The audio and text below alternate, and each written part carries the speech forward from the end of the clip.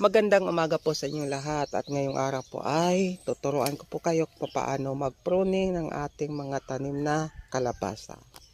Ganito po yan.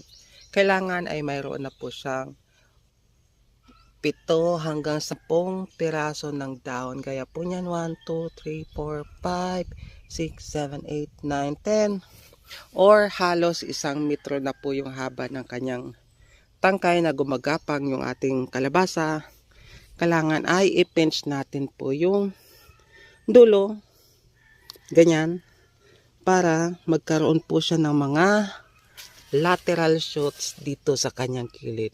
Mga after 1 week or 2 weeks ay magkakaroon na po yan ng panibagong shoots dito sa mga gilid niya. Para mas maraming bunga yung ating kalabasa. Bye-bye!